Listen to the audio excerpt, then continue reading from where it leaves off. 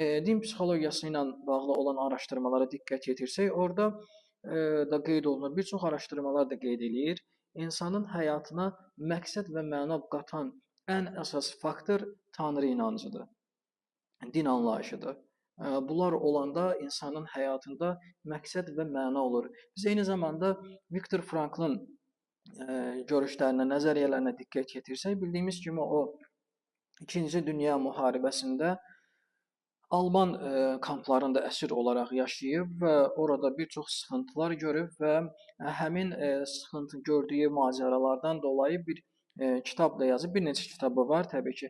Onun yazdığı kitablardan biri də insanın məna axtarışı kitabıdır.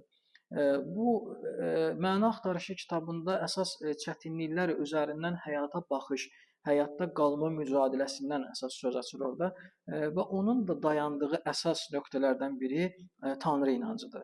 Allah inancıdır ki, bu inanc vasitəsilə insan həyatda doğru məqsədini və mənasını tapa bilər. Biz xüsusən Qurani-Kərimin ayələrinə diqqət yetirsək, biz burada artıq haşiyədən çıxmışıq. Sadəcə mövzumuzun üzərindən bunları danışmağa çalışırıq.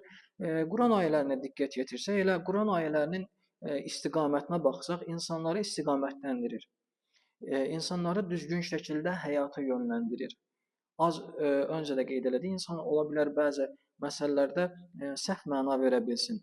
Təbii ki, həmin verdiyi məna onun həyatını 180 dərəcə dəyişə bilər. Ancaq biz baxanda din amilinə, Qurani-Kərimin ayələrinə diqqət yetirəndə insanları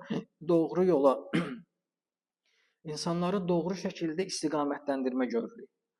Belə olan halda da insan həyatda əsas məqsədi, əsas mənanın sualına cavabı tapa bilər.